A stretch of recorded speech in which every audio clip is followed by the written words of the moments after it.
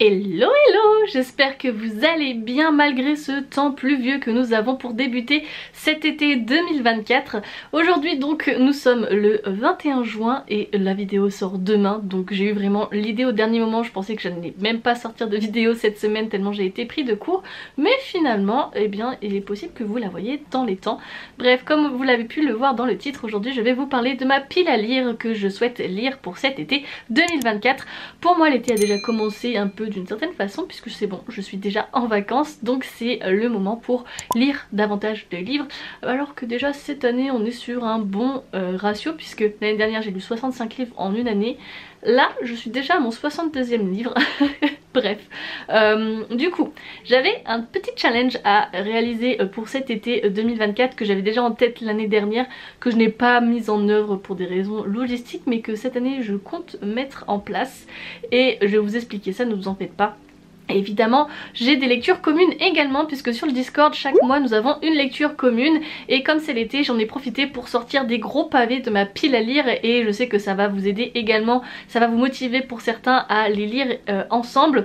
Et donc on va commencer justement par ces deux lectures communes que je vais vous présenter. Pour le mois de juillet, nous avons choisi Crescent City de Sarah J. Maas, qui est vraiment un livre super épais. Il a moins de 1000 pages étonnamment, et donc on est sur un rythme de 50 pages par jour approximativement. J'ai fait un planning par semaine, comme ça ça vous laisse libre de lire autant que vous souhaitez dans la semaine pour qu'on puisse ensuite faire un petit débrief ensemble sur le Discord. Ce qui est super pratique en plus sur Discord, c'est qu'on peut mettre des messages en dévoilé, enfin c'est des spoilers en fait où ils sont complètement en noir et on clique dessus pour pouvoir les voir si jamais, comme ça ça évite justement de spoiler les autres. Et donc là nous avons choisi celui-ci.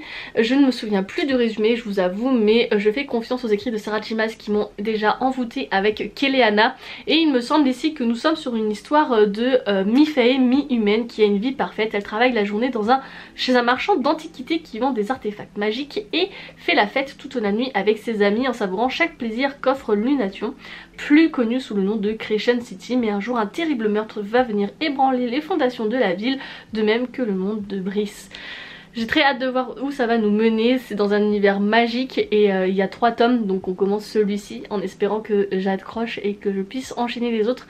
Mais ouais, une sacrée brique pour ce mois de juillet déjà dans un premier temps, mais vous allez voir que celui du mois d'août en est tout autant une, puisque en effet au mois d'août nous allons lire celui-ci, le préquel du prieuré de l'Oranger. Il s'agit donc de Un jour de nuit tombée de Samantha Shannon, et vraiment là on est sur 1100 et quelques pages, même plus, ouais on est un peu moins de 1200 pages. J'ai pas encore fait la répartition, savoir combien de pages nous allons lire par jour, etc.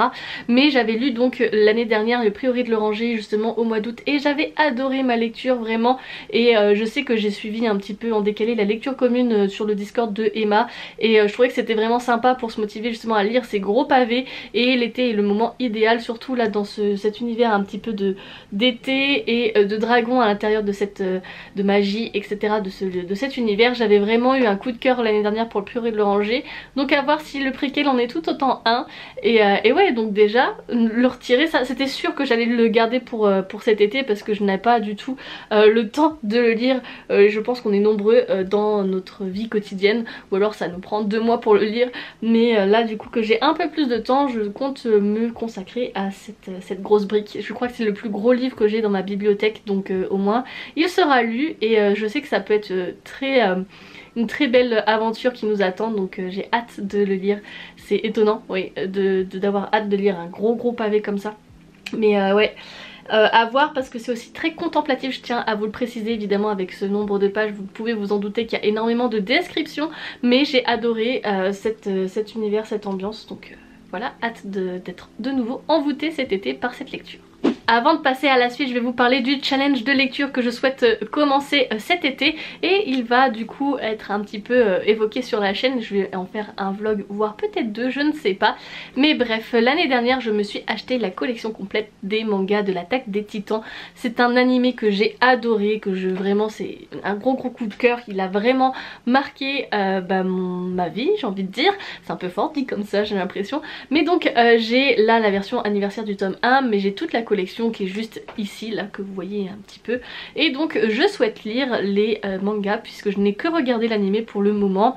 Et du coup je me suis réservé les mangas pour la fin de l'anime. Donc finalement c'est pour ça que j'ai pas commencé l'année dernière. Et je souhaite lire un manga par jour. Étant donné qu'il y en a 34, je me dis que ça peut tenir sur le premier mois de cet été en commençant fin juin. Et ça ferait un vlog lecture à la découverte du coup de cette histoire, même si je la connais déjà. Mais je pense que l'expérience peut être différente avec les mangas puisque c'est un autre aspect de cette histoire avec les planches de dessin, etc. Et puis je l'aime tellement que de toute façon je comptais déjà me le refaire en animé. Mais je me suis torturée, je me suis dit non, il faut que tu les lises en manga cet été, donc ne regarde pas de nouveau l'animé, même si je pense que je finirai par craquer un jour ou l'autre, peut-être. Bref, quoi qu'il arrive, voilà, ce challenge il est déjà conséquent et je trouve que déjà lire 34 mangas plus les 2 gros pavés là en lecture commune, ça va déjà être un sacré gros challenge pour cet été. Mais évidemment je me suis pas arrêtée ici, j'ai d'autres lectures que je souhaite lire cet été, mais je crois que je suis quand même très optimiste et je suis pas certaine de pouvoir tous tenir les lectures que je vais vous présenter dans cette vidéo. Mais c'est pas grave, écoutez, c'est comme ça. D'un côté il vaut mieux prévoir trop que pas assez, non? Bon, je triche un petit peu puisque pour cette fin de juin, je compte me lire un livre que j'attendais avec impatience et justement j'attendais de ne plus avoir de choses en rapport avec le lycée pour me consacrer à cette lecture pendant plusieurs journées. Il s'agit de Iron Flame, donc le 2e tome de Fourth Wing, écrit par Rebecca Yarros. Et j'ai eu un coup de cœur pour le tome 1 et pourtant je ne m'attendais pas à aimer parce que quand il y a une grande hype autour des livres comme ça je me dis ouais je suis toujours un petit peu réticente et tout, surtout que j'ai beaucoup d'attentes. Généralement quand on en entend beaucoup parler sur les réseaux sociaux forcément ça contribue à ce qu'on ait beaucoup d'attentes et vraiment il ne m'a pas déçue. Il y a certains points qui m'ont un petit peu gênée dans le premier tome, notamment dans la partie romance parce que c'est pas forcément mes tropes préférés, mais pour autant j'ai vraiment apprécié ma lecture. Et puis par exemple pour le tome 1, le cliffhanger de fin, je l'avais vu venir, donc c'est pour ça que ça a été un coup de cœur mais pas non plus très intense. Et donc j'ai quand même très hâte de dévorer ce 2e tome, même si je crois que c'est du coup une trilogie et que le 3e n'est pas prêt d'être de nouveau traduit. Il me semble qu'il est même pas encore publié en anglais, j'ai un doute, mais je crois que c'est pour 2025, donc je pense que l'attente va être assez une torture. Mais donc là j'ai pas envie de vous spoiler, mais on est sur un monde vraiment de fantasy avec des dragons qui ont une place forte et dominante, qui ont du caractère et qui peuvent cramer qui ils veulent, voilà, concrètement. Et on a tout un système d'alliances et d'organisation politique et de guerre qui se sont mises en place avec du coup cette société qui est divisée en plusieurs comment je pourrais dire, comment ça s'appelle, je ne sais plus, c'est pas des cardans, c'est des, je ne sais plus, bref. Mais en tout cas, Violette fait partie des personnes qui vont se défendre la cité. Il y en a qui font par exemple partie de la bibliothèque et des archives. Il y en a qui font partie des infirmiers. Enfin voilà, vous voyez, c'est vraiment, il y a 4 grandes... J'ai pas envie de dire classe ou maison parce que c'est clairement pas ça. C'est des catégories de la société. Et donc Violette, elle rejoint ce clan là alors qu'elle ne voulait pas, et elle a dû prouver sa place parce que dedans il y a ses pires ennemis. Donc voilà, c'était vraiment très sympa. J'aime beaucoup l'héroïne principale, donc hâte de voir la suite. Bien sûr je ne vous fais pas un résumé ou en tout cas une présentation de ce qui se passe dans ce 2e tome parce que je n'ai pas envie de vous spoiler si vous n'avez pas lu le premier. On poursuit cette sélection de livres que je souhaite lire cet été par 2 livres que j'ai empruntés au CDI de mon établissement. Tout d'abord nous avons L'année de grâce, écrit par Kim Liggett. C'est une dystopie que j'entends énormément parler, qui est un coup de cœur pour la plupart des personnes qui en font un retour. Donc c'est très inspiré aussi de l'histoire puisque là on est sur un petit peu l'effet bi. Du coup le fait que ces jeunes femmes, même en inversé du coup puisque ce sont normalement historiquement les hommes qui doivent partir de la cité. Or là, à l'année de leurs 16 ans, les jeunes femmes doivent partir s'exiler. Elles sont bannies en fait de la cité puisque elles incarnent un petit peu la perfection, l'attirance et la jalousie du coup des femmes. Donc elles vont s'exiler pour pouvoir un petit peu retirer cette magie de séduction qu'elles ont, et elles vont devoir du coup survivre et se battre pendant cette année. Et vraiment ça fait vraiment écho à l'histoire finalement, c'est très inspiré et justement je voulais voir cette écriture, comment c'est réalisé. Et je sais que j'entends que du bien de ce livre, donc c'est pour ça que je voulais me pencher dessus. Et le deuxième livre, on change un petit peu de registre puisque nous avons les 7 maris d'Evelyn Hugo, écrit par Tyler Jenkins Reid. Donc là on est sur aussi, il me semble que c'est une représentation LGBT du coup. Mais nous avons à l'aube de ses 80 ans, Evelyn Hugo, légende du cinéma, est enfin prête à dire la vérité sur sa vie aussi glamour que scandaleuse, mais elle ne fera ses révélations qu'à Monique Grant, une jeune journaliste inconnue. Un choix incompréhensible, Monique découvre alors fascinée l'histoire extraordinaire de cette actrice mariée 7 fois, une histoire d'ambition, d'amitié et d'amour défendu. À mesure qu'elle recueille les confidences d'Evelyn, elle comprend qu'elle n'a pas été choisie par hasard et que leur destin était étroitement lié. Très hâte de voir où ça va nous mener cette histoire. Pareil, voilà, le phénomène TikTok, donc c'est pour ça que je me suis dit, bah voilà, j'ai envie de le découvrir. Ça change un petit peu des genres de fantasy que j'ai l'habitude de lire, donc pourquoi pas, et comme ça me fera, je pourrais me faire enfin mon avis sur ce livre. Quand je vois qu'il me reste encore 4 livres à vous présenter, je me dis que j'ai vraiment été très optimiste pour cet été 2024, mais pourquoi pas après tout hein. Donc ensuite je veux vous parler de La Carte des Confins, le 3e tome écrit par Marie Réplin. J'ai chaque année finalement lu un des livres donc de cette saga. Ici on est sur une suite, mais en même temps qui se déroule quelques années après ce qui se passe dans la duologie, puisque de base ce n'était pas prévu que ça soit une trilogie mais une duologie. Et donc là on est sur les enfants finalement de ce qui se passe dans le 1er et 2e tome. Donc je ne vous en dis pas plus, même si vous devez vous en douter que la fin de ce qui devait arriver, puisque c'est essentiellement une romance avec de la piraterie. Ici je pense qu'on approfondit un petit peu plus l'univers de piraterie, et voilà, moi on me parle de nous balader sur un bateau avec du soleil et de la mer. Forcément je me dis que c'est des lectures qui sont parfaites pour cet été. Voilà, l'univers de pirates également, je me l'ai réservé justement puisque je l'ai acheté à sa sortie, mais voilà. Et d'ailleurs je vous invite à me suivre sur les réseaux sociaux, car il se pourrait que j'ai un 2e exemplaire de ce livre aussi à vous faire remporter pour cet été.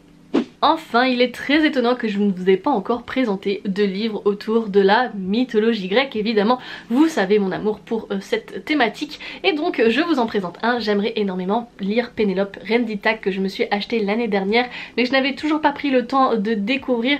Et là vraiment il me donne envie. Pareil, on va partir du côté de la mer Égée et ça va nous donner un petit peu cet aspect de mer méditerranéenne, voilà, la Grèce, ça c'est très très estival. Vous vous doutez bien que dans ce livre nous allons avoir une réécriture autour du mythe de Pénélope et d'Ulysse, qui est parti donc à la guerre de Troie depuis plusieurs années et qui s'est perdu sur le chemin du retour, mais on est du côté là cette fois-ci de Pénélope, qui essaye de duper tous les prétendants au trône puisque Ulysse ne revient pas, et elle va donc les duper en leur disant que elle accepterait d'épouser l'un d'entre eux une fois que le tissu pour son...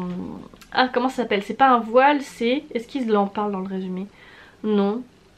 Je sais plus comment il s'appelle, mais bref, elle est en train de tisser une pièce et elle dit qu'elle épousera un des prétendants à la fin de celui-ci, sauf que la nuit elle retire ce qu'elle a tissé la journée.